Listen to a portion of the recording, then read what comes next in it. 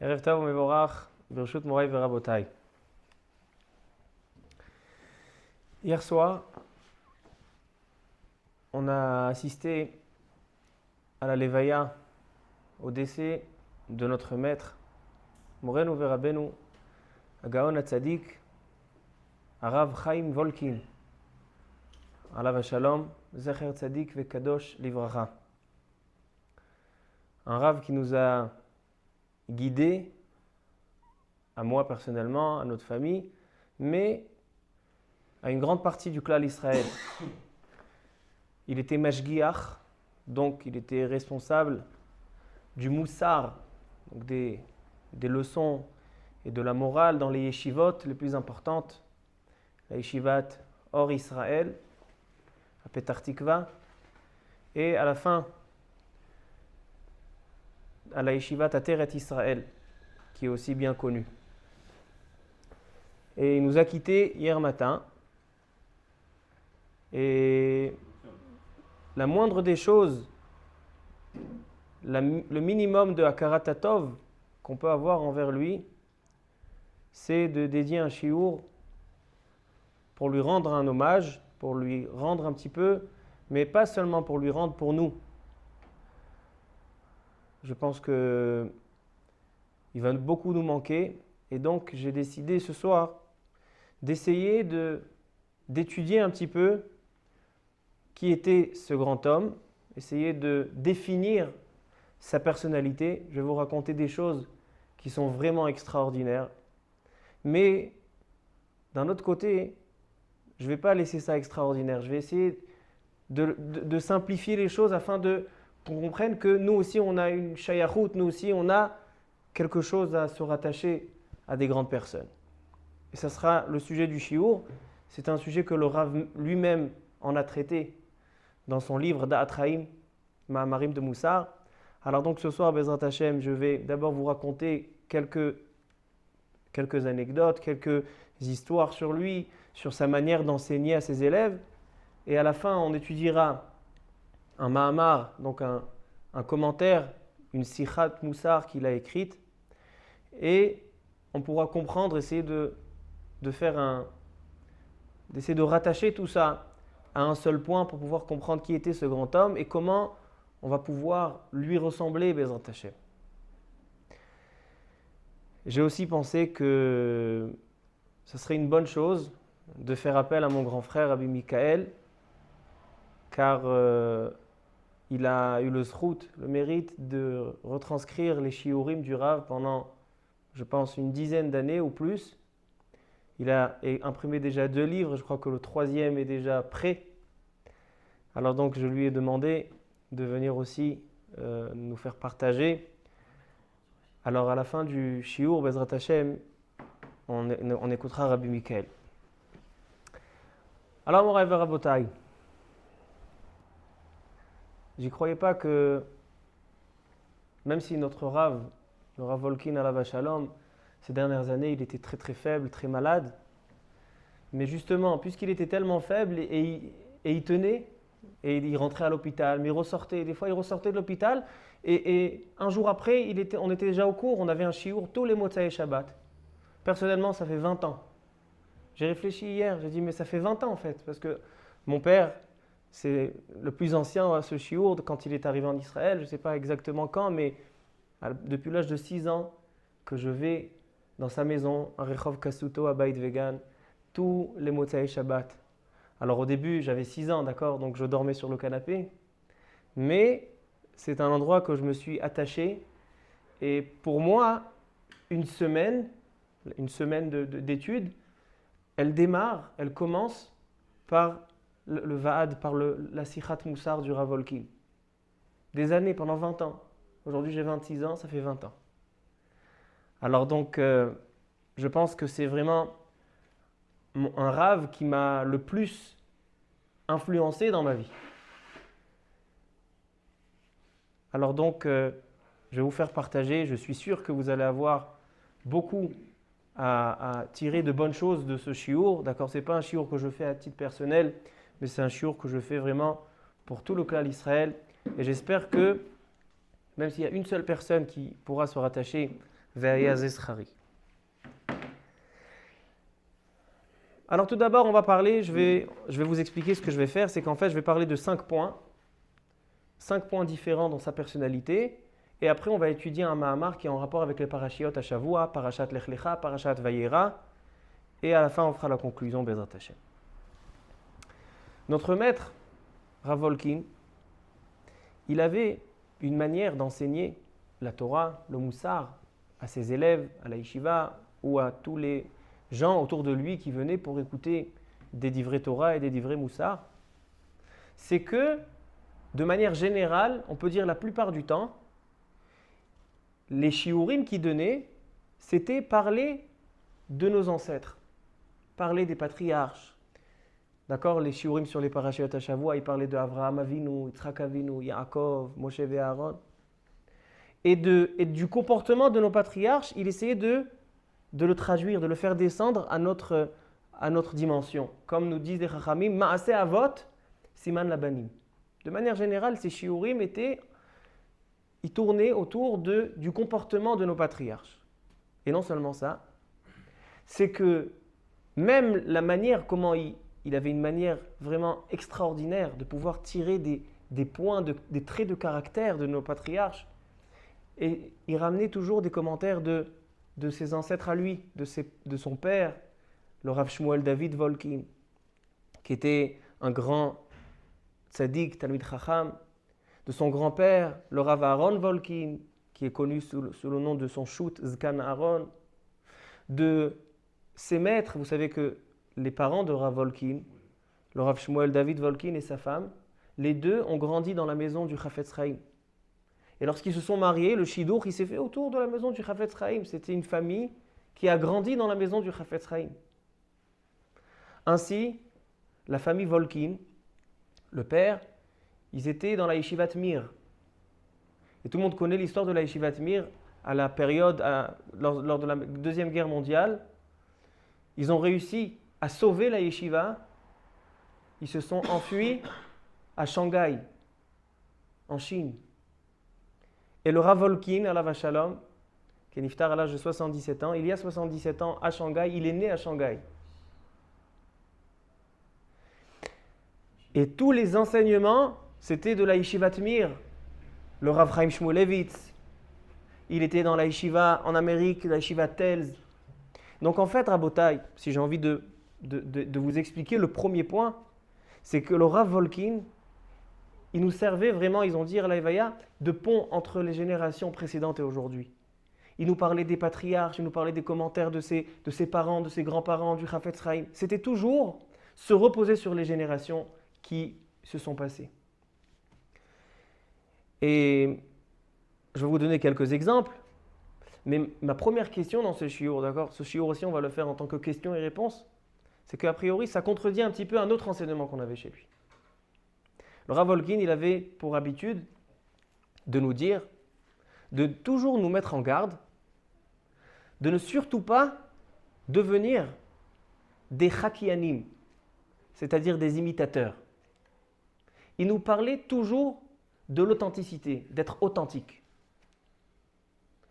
Chaque fois, il nous disait, en anglais, il disait « Be yourself », sois ce que tu es. Ne sois pas quelqu'un d'autre, sois ce que tu es. Essaye de te connaître, essaye de savoir qui tu es, essaye d'apprendre quels sont tes caractères, quelles sont tes capacités. Alors, ma question, elle est en premier lieu ce soir, c'est qu'il nous parlait toujours de Ma'aseh Avot, Siman Labanim, de nos anciens, du Chafetz Chaim, des personnes qui étaient vraiment que pour nous, ce sont des malachim. Comme dit la Gemara, Im Rishonim ke malachim, anachnu ke bnei Adam. Ve'im Rishonim ke bnei Adam, anachnu ka chamorim. Alors donc, comment ces deux choses s'accordent?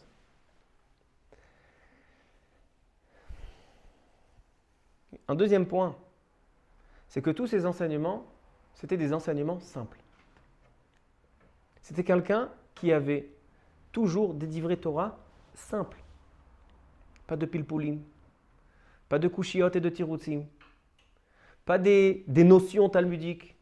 C'était des enseignements simples, des enseignements moraux simples, énoshiout, d'humanité, de vraiment des choses qui étaient proches de chacun de nous. Je vais vous donner quelques exemples.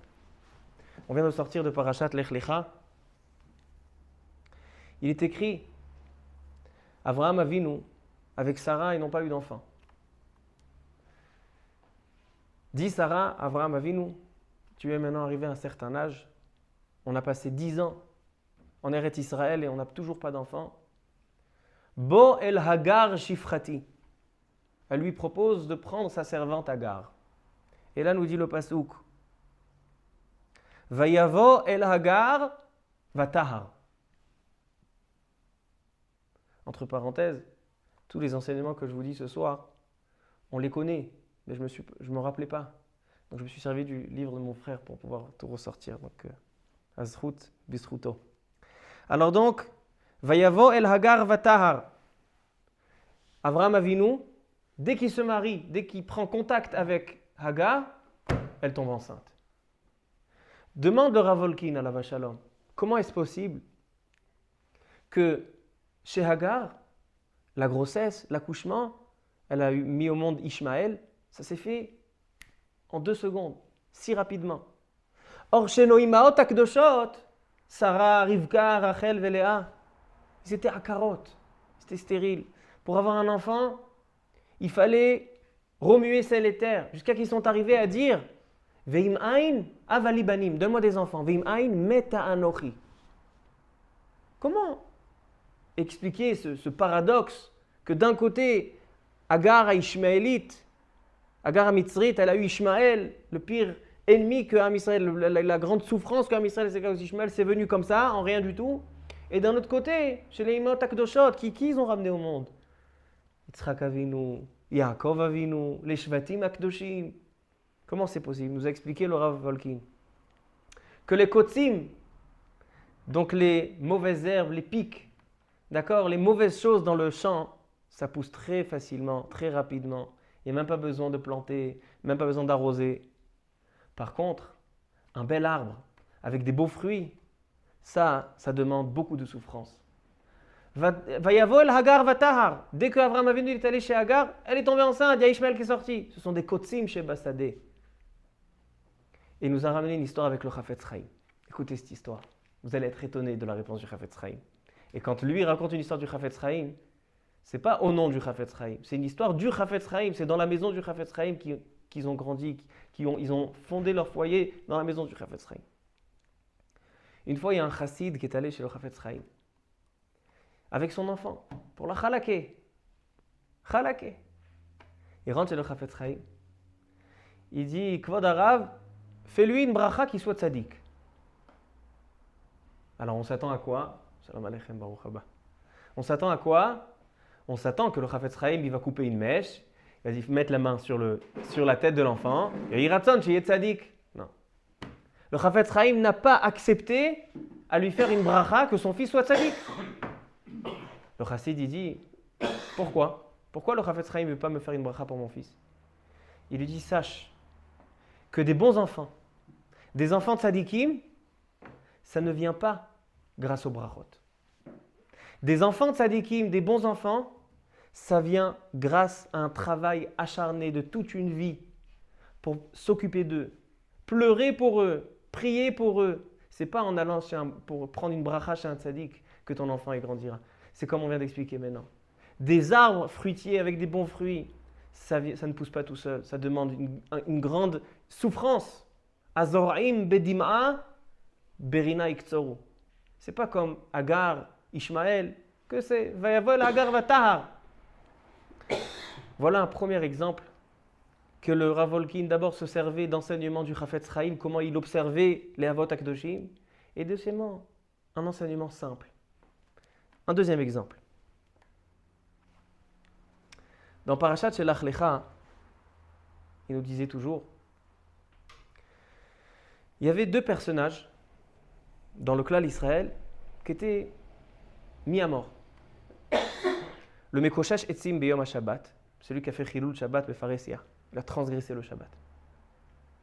Et celui qui a Mekalel, il a maudit Chaz Veshalom HaKadosh Baruch Hu.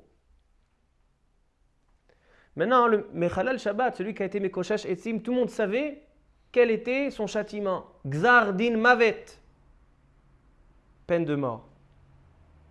Le Mekalel, celui qui a maudit, l'oporash, on ne savait pas encore c'était quoi sa punition. Donc avant de recevoir, demander à Kadosh Baruch Hu pour avoir quel est le châtiment pour quelqu'un qui fait ça, ils les ont mis les deux dans une prison. Mais deux prisons différentes. Ils les ont pas mis dans la même cellule. Comme ça dit Rashi là-bas. Il y a marqué dans le pasuk Vayanichuhu bamishmar, dit Rashi, Zelevad vezelevad. Demande au Rav Volkin. Pourquoi ils les ont mis les deux séparément? Tu as une prison, mets les deux ensemble. Et finalement, les deux, ils vont être mis à mort. Donc, on a les mêmes bandits, les mêmes. Il répond le Rav Volkin. Après quelques années, j'ai trouvé cette explication dans le Siftei Chachamim. Je lui ai dit, il était très content. Zachal lechaven le'amita shel Torah. Il dit le Rav Volkin, un enseignement simple. Il dit, quand le Mekalel, on ne savait pas c'était quoi son décret. Si tu le mets dans la même cellule, avec le Mekoshesh Etzim, avec celui qui a fait Chilul Shabbat, celui qui a fait Chilul Shabbat, on sait que Gzar din Mavet, il va prendre peur. Il va avoir peur. Peut-être que son châtiment, ça ne sera pas la mort. Pourquoi tu veux lui faire peur pour rien? Mets-les dans deux cellules. Et Bono Shel Olam, un Mekalel, quelqu'un qui a maudit le nom d'Hachem. On ne veut pas lui faire peur inutilement. On sait de toute façon qu'à la fin, c'était ça, décret de mort. On sait que c'était quelque chose de grave. On ne connaissait pas la gravité. Eh bien non. On ne fait pas l'homme à Fridim Ben Adam Stam. On ne fait pas peur à quelqu'un. On ne fait pas du tsar à quelqu'un. On ne va pas faire de la peine à quelqu'un si ce n'est pas nécessaire. Si on peut trouver une solution pour les séparer. J'ai encore plusieurs exemples. Peut-être si on a le temps, on y reviendra. Mais en tout cas, les deux premiers points que je veux relever ce soir, c'est que tout d'abord, le Rav Volkin nous enseignait beaucoup des enseignements de nos anciens. Et deuxièmement, même comment tirer les enseignements de nos anciens, il le faisait de manière simple et il utilisait toujours ses propres rabbanim, ses anciens à lui, ses parents, le Rav Shmuel David Volkin, le Chafetz Chaim, le Rav Chaim Shmulevitz. Toujours c'était comme ça, ces drachot, des histoires sur les rabbanim, etc. C'est comme ça. Sa manière de chinour, son derech hamoussa, c'était de cette manière-là. Troisième point, Rabotai. Quelque chose qui va vous paraître étonnant. Mais c'est la vérité. Et on va l'expliquer. On était, tous les Motzai Shabbat, comme je vous ai dit, un groupe de francophones autour de la table, Motzai Shabbat. C'était des shiurim très courts, entre 10 minutes et une demi-heure. Quand ça dépassait une demi-heure, c'est vraiment que c'était la grosse fête, quoi. Pratiquement, en majorité, les divrei Torah se répétaient. C'est-à-dire que quand arrivait Parashat Bereshit, on savait qu'on allait avoir le Yesod de Parashat Bereshit. Quand on arrivait à Parashat Lech Lecha, on connaissait déjà les Yesodot de Lech Lecha, surtout après que quand Michael il a retranscrit les Sfarim, donc on pouvait se rafraîchir la mémoire. Qu'est-ce qu'il disait le Rav Volkin? Quand arrive le Motzai Shabbat, c'est ça ce qui était dit. Alors a priori, c'est quelque chose qui est a priori choquant. Quoi, un Rav, il ne va pas prendre son temps pour préparer un petit peu des nouveaux shiurim. Moi, dès que je dis une phrase que j'ai déjà dite, Rabbi Binyamin, déjà, il me regarde. Il m'a dit, t'as pas dit ça il y a 13 ans? Ça va être Rabbi Binyamin, avec sa mémoire, Baruch Hashem. Quand il m'a envoyé dans mon shiur des gens avec la mémoire. Je suis obligé à chaque fois de changer. Eh ben non, son discours se répétait à chaque fois les mêmes yesodot, les mêmes enseignements. Quelle est l'explication dans ça? Quatrième point, Rabotai. Dans la Levaya hier, comme vous avez pu le voir, ils ont fermé quelques rues dans Beit Vegan. La police, ils ont eu peur, il y avait beaucoup de personnes, ça se poussait, ça se serrait. Les Gdolé Ador, des grands de la génération, sont venus faire des espédim dans sa Levaya. Le Rav Baruch Mordechai Ezrachi Shalita, le Rav David Yosef Shalita, le Rav Yigal Rosen Shalita. Des grands d'Israël, Gdolé Israël. Et il y a un point qui se répétait beaucoup dans les espédim, je pense que chacun qui connaissait ce Rav pouvait le dire. C'est la Metziat Chen qu'il avait. C'est quoi Metziat Chen? Il avait une grâce hors du commun. Une grâce. Un sourire hors du commun. il y a quelques heures, j'ai demandé à Rabbi Yitzhak d'envoyer une photo du Rav. Il y avait plusieurs photos. Et bien je lui ai demandé d'envoyer la photo qui le caractérisait le plus. C'est une photo où son visage est plein de haine, plein de sourire, un regard plein de bonté.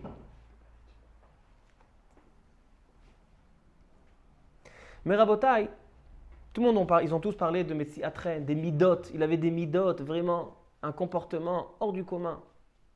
Son fils disait, il racontait aux gens, ce que vous voyez mon père dans la rue, c'était quelqu'un vraiment toujours magnifique, avec Adrat Panim. Vraiment un Rav domé les malach. C'était un Rav domé les malach. Il a dit aux gens à la Lévaïa, son fils, il dit Rabotai, ce que vous voyez dehors, c'est ce qu'on voyait à l'intérieur de la maison. Des fois, il y a des gens, on les voit d'une certaine manière dehors, mais à la maison, ils sont... Donc, ils ont parlé de ces midot extraordinaires. Mais moi, Rabotai, j'ai réfléchi à un point encore plus profond que ça. Il y a des personnes qui ont des bonnes midot, vraiment un bon comportement. Et on voit qu'il y a un travail qui se fait.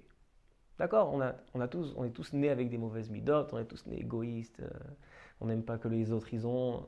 Mais on travaille nos midot, nachon. Mais les gens en général, quand quelqu'un il se comporte bien avec moi, je vois qu'il y a une avodat amidot, il y a un travail qui s'est fait, il y a vraiment un investissement.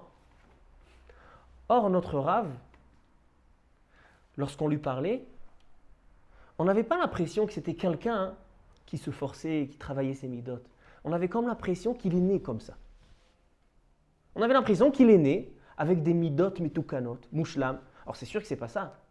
Ça n'existe pas quelqu'un qui est né avec des midot. Mais l'impression qu'on avait, le rochem qu'on avait, c'est comme si cette personne, il ne sait pas être méchant.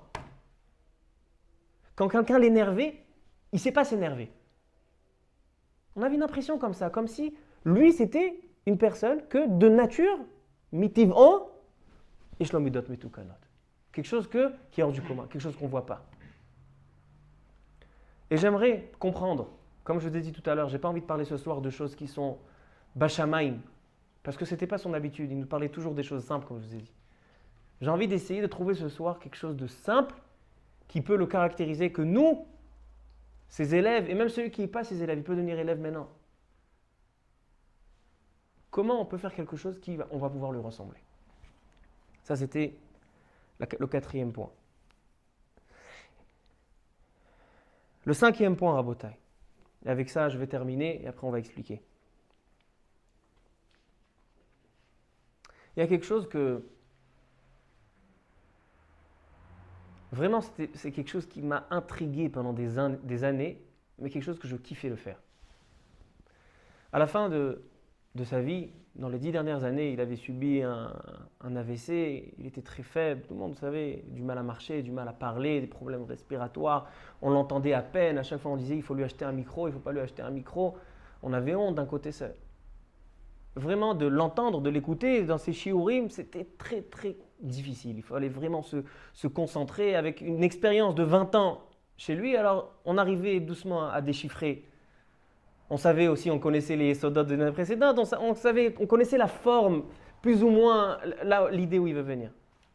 Mais des fois, quand j'arrivais à son shiur, il était vraiment très faible et on ne comprenait rien. On n'entendait rien. Et mes meilleurs moments chez ce Rav, c'est quand je ne comprenais rien. Je savais que je sors de la maison, Motsei Shabbat, je vais à un Vad du Rav, je sais que je ne vais rien comprendre, mais mon kiff, c'est d'aller, de m'asseoir, j'avais la meilleure place. Je ne la donnais à personne cette place. J'avais la place en face de lui, au bout de la table, en face de lui. Je le voyais, il n'y avait personne de côté. Je le regardais pendant 10 minutes, un quart d'heure, 20 minutes, je repartais chez moi. Comment expliquer cette chose-là? Pendant 20 ans. Ça, je sais, vous savez que j'ai du temps à perdre, mais pas à ce point-là. Ça, c'est aussi un point que j'ai envie d'essayer de comprendre avec vous. Et voilà, Rabotai, je vous ai un petit peu dit les 5 points que je voulais ce soir essayer d'analyser et de le rattacher à une seule idée. Alors, Rabotai, j'ai ramené ici son livre, Da'at Chaim. Hier soir, en rentrant de la Lévaïa, je me suis assis et j'ai étudié un mahamar de son livre. Et Mamash, comme s'il m'a répondu, comme s'il m'a éclairé en me disant « Voilà qui je suis ». Voilà qui je suis. Sefer Da'at Chaim, Amarim Sichot Moussar. Donc moi, je ne l'avais pas à la maison, j'ai le deuxième Sefer, mais je suis allé le chercher chez mon père. Vous voyez, il y a son Ktaviad, un Ktaviad magnifique, vraiment une écriture magnifique. Dans le Ma'amar Kafret. Ita Betana Debe Eliyahu. Rabotai, ma question que je demande ce soir, comment on peut apprendre de grandes personnes? Il nous parlait de Avot HaKadoshim, il nous parlait du Chafetz Chaim. On parle de lui-même, c'est un malach. Comment ce soir on peut apprendre de lui? Je crois que c'est ça le titre de mon shiur ce soir, c'est est-ce qu'on peut ressembler à nos anciens? C'est ça le titre du shiur. Et Rabotai, c'est une question qu'il demande lui-même. Itam Betana Debe Eliyahu. Chayav Adam, Lomar, Matai Yagi'u Ma'asai le Ma'asei Avotai, Avraham, Yitzchak ve Yaakov. Il est écrit dans Tanav Deve Eliyahu Hanavi, Chayav Adam, un homme est obligé à dire quand arriveront mes actions comme les actions de mes patriarches Avraham, Yitzchak et Yaakov. Chayav Adam, Lomar, Matai Yagi'u Ma'asai le Ma'asei Avotai. Demande le Rav. Ma'amar ze matzrich bi'ur ma'amik lifnai velifni. Kipshuto adavar bilti efshari. D'expliquer cette phrase de manière simple, c'est impossible. Adam ben zmanenu, un homme de notre génération, de notre époque. Mutal alav chiyuv la'agia le dargat avot hakadoshim. On est dans Chumash Bereshit. Chumash Bereshit, de quoi il parle? De Avot HaKadoshim, des Shvatim, de tous nos patriarches. Et pourquoi on lit ça tous les ans? Parce que ça va nous apprendre. Il demande comment on peut apprendre de personnes si géantes. Comment Tana Develia où il te dit, tu es obligé de dire quand arriveront mes actions aux actions de mes patriarches. Venire Levaer, nous explique le Rav. Il ramène le Rambam. Le Rambam dans Halachot Avodah Zara. Nous dit le Rambam, Perek Aleph, Halacha Aleph, mais Avodah Zara. Bimé Enosh, donc après Adam Arishon, il y avait la période de Enosh. Ta'ou bene Adam, Ta'out Gedola, il y avait une grande erreur, et ils ont commencé à faire Avodah Zara, l'idolâtrie. Et il nous explique le Rambam comment ils sont arrivés à cela. Et là vient le Rambam et il vient nous parler de Avraham Avinu alav shalom. Nous dit le Rambam.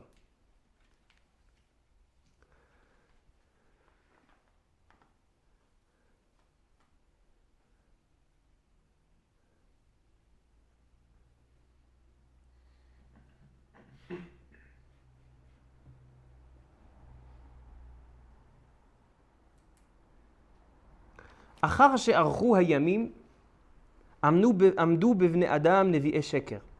Ils ont commencé à faire l'Avodah Zara et ils ont influencé toute la génération jusqu'à que toute la génération est devenue Ovdei Avodah Zara. Et là arrive Rabotai, Ve'al derech ze haya olam mitgalgel, et donc comme ça les générations se sont déroulées Avodah Zara ad shenolad amudo shel olam, nous dit le Rambam, jusqu'à qu'est né le amud ha'olam. D'accord? La poutre sur laquelle le monde se repose. Vehu Avraham Avinu alav shalom. Et nous dit le Rambam, qu'est-ce qui s'est passé avec Avraham Avinu? Yadoua kevan shenigmal etan ze etchil leshotet beda'ato vehu katan. C'était quelqu'un de petit, il avait 3 ans, 40 ans. Il a commencé à réfléchir.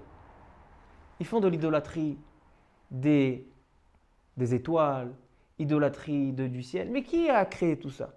Avraham Avinu tout seul est arrivé à la conclusion Echad haya Avraham bivnei doro.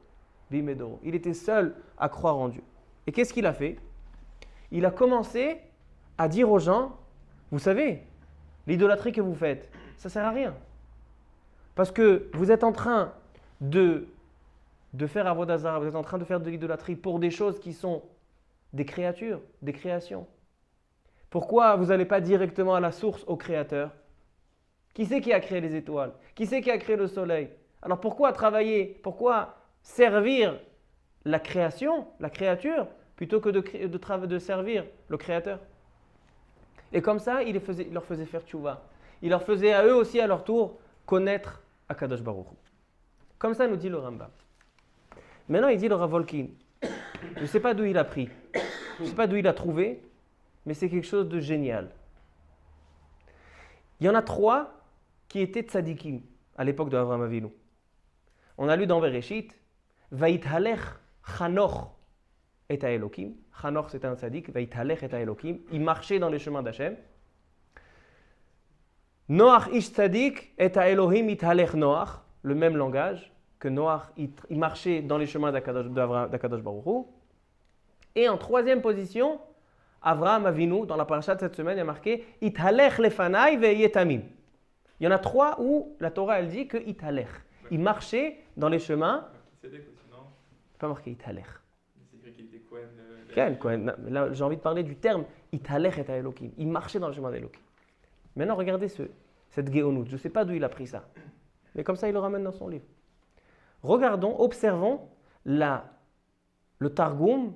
Donc, comment on dit le Targum? La traduction de Onkelos. Le Targum Onkelos sur ces 3 endroits. Vous allez voir que dans les 3 endroits, il traduit d'une autre manière. Chez Chanoch, Vaïthalech Chanoch et Elohim, il y a marqué Bedachalta de Hashem. Chanoch, il était Dachalta. C'est quoi Dachalta? Dachalta, c'est Dchilou, c'est crainte. Il avait une crainte d'Hashem. Chez Noach, il y a marqué Et Elohim Ithalech Noach Bedachalta de Hashem. Traduit la même chose. Noach, il avait une crainte, une irat Hashem, irat Shammai. Quand on arrive à Avraham Avinu, Ithalech lefanai ve'yetamim, il traduit le Targum Palach Kodamai. C'est quoi Palach? Travail. Pas une crainte de moi, mais travail. Palach Kodamai. Dit le Rav Volkin, quelle est la différence entre les 2 premiers, où là-bas le Targum il traduit seulement une crainte, et le 3e, c'est Avraham Avinu, où il y a marqué Palach Kodamai. Travail. Il ramène le Midrash. Les 2 premiers, Noach et Chanoch, leur tzidkut n'a pas tenu. Noach, il y a marqué Vayachel Noach, après il est devenu Choulin, dans la Torah il est marqué. Et chez Chanoch, il y a marqué dans le Midrash, pourquoi Akadosh Baruch Hu il a pris avant son heure, Ve'enenu kilakach ato Elokim, il dit le Midrash, parce que Chanoch, c'est vrai qu'il était tzaddik, mais facilement il aurait pu fauter. Kalda ataya, et donc, Akadosh Baruch Hu il a dit, je préfère l'enlever tant qu'il est tzaddik, plutôt que de le laisser fauter. Chez Avraham Avinu, la tzidkut était complète. Il dit le Rav, et c'est ça le yesod de ce soir, c'est avec cet enseignement que je veux que vous partiez à la maison. Il dit le Rav, chez Chanoch, chez Noach, ils ont connu Hachem, ils ont vu la main d'Hachem, ils ont eu la crainte d'Hachem. Mais ils n'ont pas agi. Ils ont été mekir, ils ont une connaissance, mais ils n'ont pas concrétisé physiquement cette connaissance. Avraham Avinu, sa crainte c'était Palach Kodamai. Comme il dit le Rambam, dès qu'Avraham Avinu, depuis son plus jeune âge, il a atteint la connaissance d'Hachem, qu'est-ce qu'il a fait tout de suite? Il est allé aux gens, il leur a dit Rabotai, vous savez que c'est faux ce que vous faites. Il a agi. Il a dit que il dit le Rav, Hadavar hachashuv beyoter be'avodat Hashem. Et c'est ça le titre de son Mahamar. Yakara amevi'a le ma'asim. Concrétiser notre connaissance. Quelqu'un, il atteint une certaine connaissance. Un homme, il comprend, voilà, il est arrivé à une certaine... Il n'y a pas besoin de grandes choses. Il est arrivé qu'il y a un certain caractère chez lui qui ne va pas. Et bien tout de suite, il agit. Akara shemevi'a l'idée ma'asim. Il dit le Rav Volkin alav shalom, pourquoi? Pourquoi seulement une hakara shemevi'a l'idée ma'asim, c'est celle-là la plus importante? Il nous explique, le Rav, il nous dit quelque chose d'extraordinaire. Il dit c'est quelque chose de connu que l'homme, le Adam, il est conçu, il est fabriqué de 2 choses.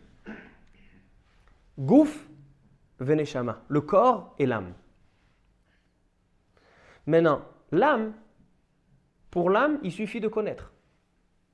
Une âme, dès qu'elle a une connaissance, une yédia, ça suffit pour l'âme.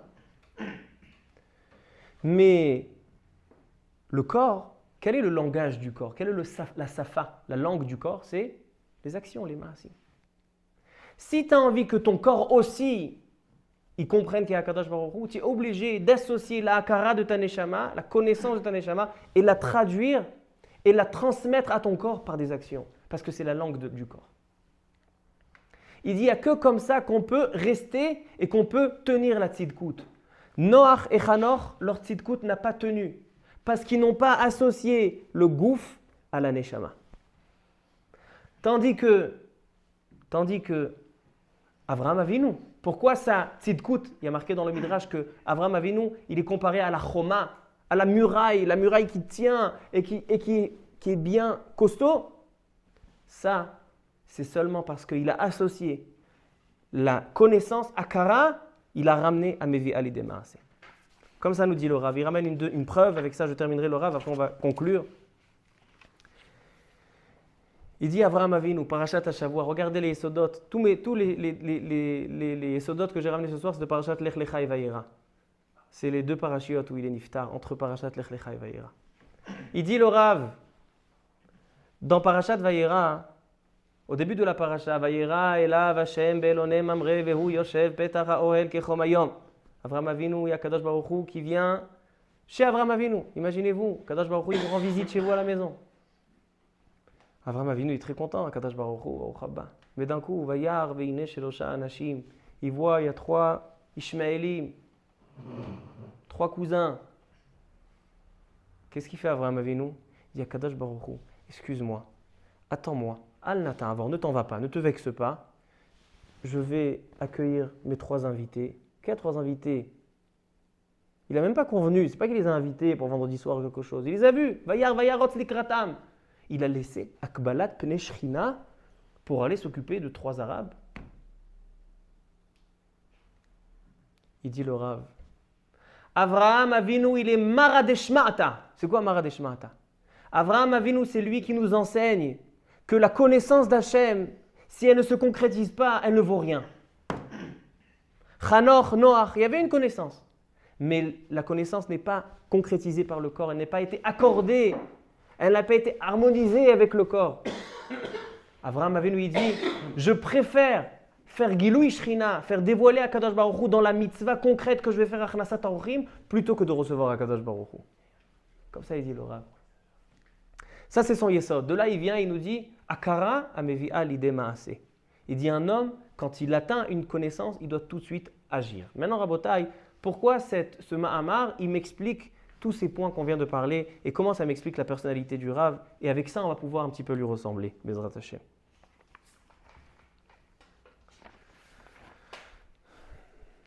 Notre Rav Chaim Volkin alav shalom, Na'e Doresh ve Na'e Mekayem. Ce qu'il écrit dans son livre, ce qu'il nous enseigne, c'est quelque chose qu'il accomplit lui-même. Si on peut définir notre Rav, c'est que son âme et son corps faisaient qu'une. C'est-à-dire que lorsqu'il nous faisait un Dvar Torah, et je vais prendre le point le plus choquant qu'il y avait chez le Rav, c'est qu'il se répétait beaucoup. Pas parce qu'il oubliait ce qu'il disait, mais chaque paracha, il répétait le même yesod. Pourquoi Rabotai?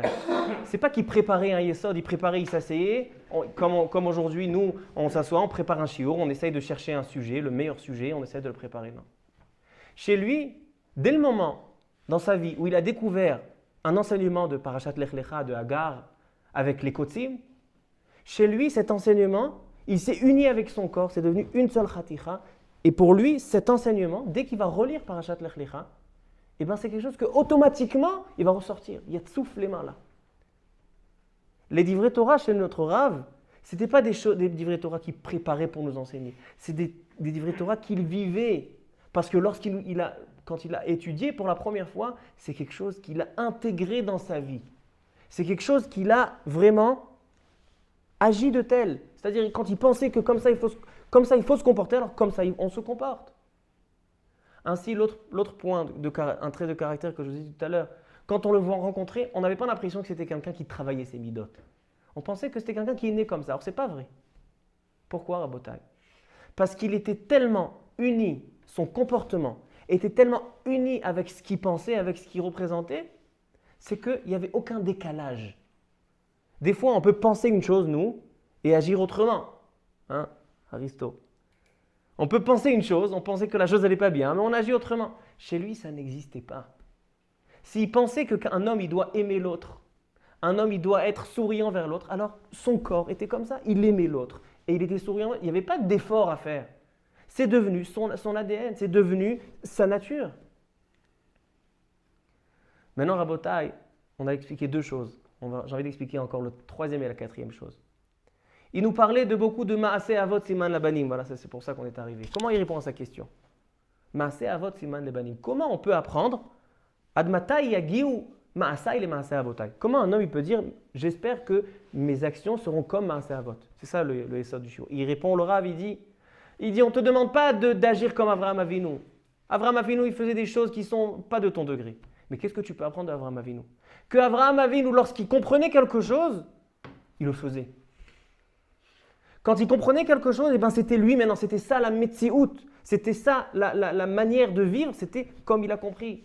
Avraham Avinu, il a compris que l'Avodah Zara, ce n'est pas vrai, alors il fallait que chacun qui travaille à Avodah Zara, il fallait lui dire, tu es en train de faire n'importe quoi. C'est ça, Admatai Yagiu Maasai le Maaseh Avotai. C'est pour ça qu'il nous ramenait, d'un côté, il nous ramenait l'Avot HaKadoshim, mais d'un autre côté, il nous disait, sois ce que tu es. Be yourself. Sois ce que tu es. Ça n'est pas contradictoire. Parce que, justement, lorsque tu vas comprendre quelque chose, Avraham Avinu, il était ce qu'il était. C'est-à-dire que Avraham Avinu, il a cherché en lui. Quelle est la vérité? Qu'est-ce que je pense? Qu'est-ce qui me correspond? Eh bien, c'est comme ça que j'agis. Toi aussi. Toi aussi, tu penses que toi, tu es... Une fois, je lui ai demandé. Plusieurs fois, je lui ai demandé, je crois. Chacun, il a une shlichut dans ce monde. Chacun, il a été envoyé dans ce monde pour quelque chose. Alors, je lui ai demandé une fois. Comment je sais c'est quoi ma shlichut? Quand je suis venu au monde, je n'avais pas une étiquette sur le front. Voilà, lui, il sera plombier. Lui, il sera chazan. Lui, il sera Baal Koré. Comment savoir quelle est ma shlichut dans ce monde? Il nous a dit la chose que tu sens que tu sais faire le mieux. Be yourself. Sois ce que tu es. Maintenant, comment ça s'accorde avec apprendre du Chafetz Chaim et de Rav Chaim Shmulevitz? Ça n'a rien à voir. De la même manière que Rav Chaim Shmulevitz, que le Chafetz Chaim, que Avraham Avinu, lorsqu'ils comprenaient quelque chose, ils le faisaient, ils étaient sincères, leur action avec ce qu'ils pensaient, ben toi aussi sois comme ça. Ne fais pas des actions qui ne te correspondent pas, mais ce qui te correspond, fais-le. Une akara, t'arrives à une asaga, fais-le. Et je vais terminer, Rabotai, après je laisse la parole à mon frère. Avec deux petites histoires sympathiques. Et vous allez voir que ce qu'il nous enseignait, ce n'était pas des drachotes, mais c'était vraiment sa vie.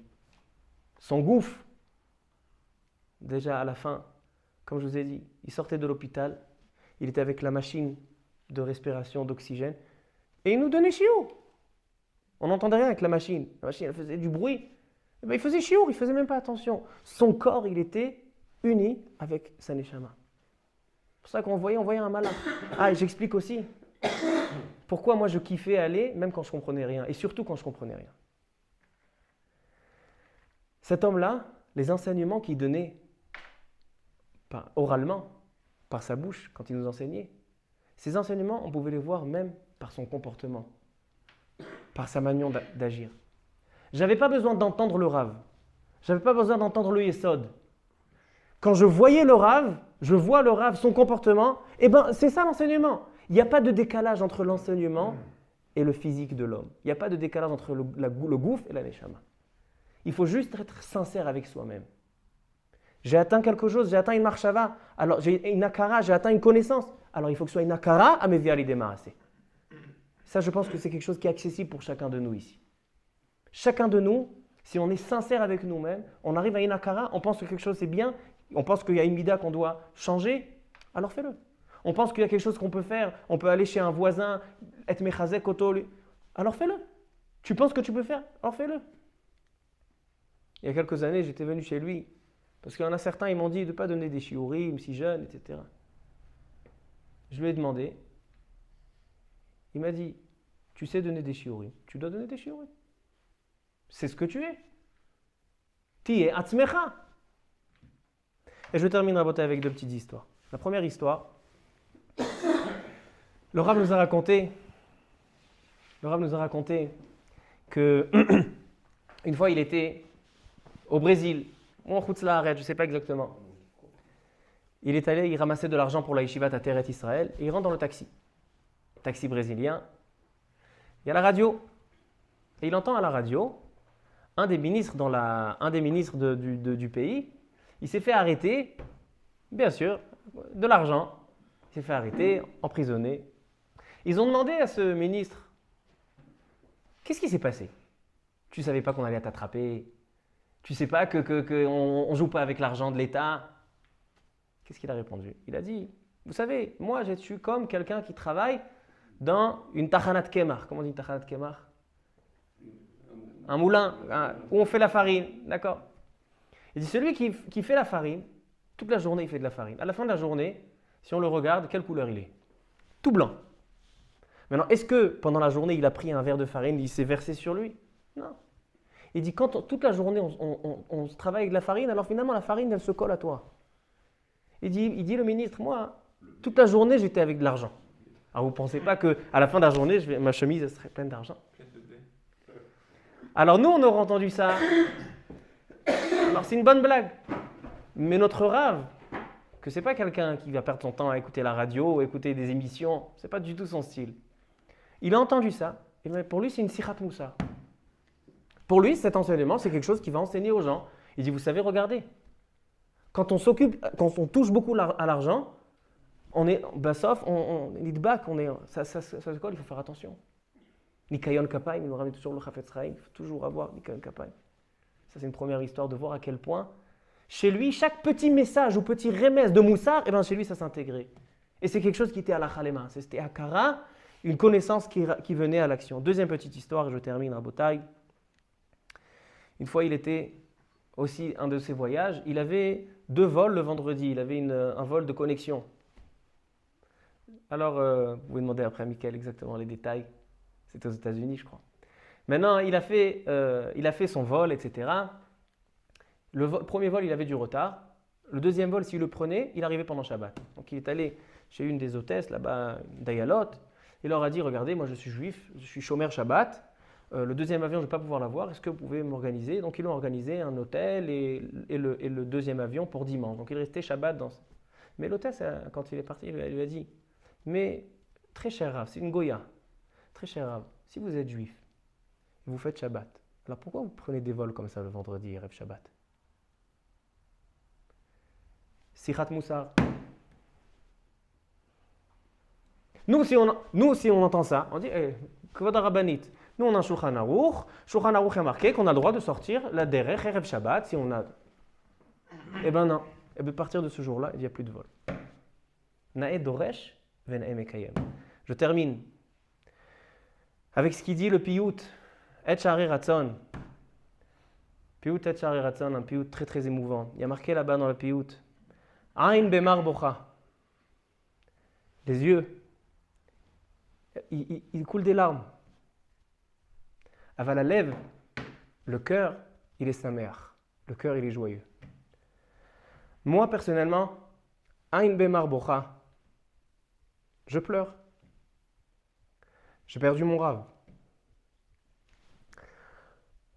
Aval Alev, mon cœur, il est sa mère. Parce que je suis joyeux d'avoir eu le srout d'être son talmid. Et Iratzon, Bezat Hashem, j'espère avoir le srout de continuer à être son talmid jusqu'à la fin de ma vie, Bezat Hashem.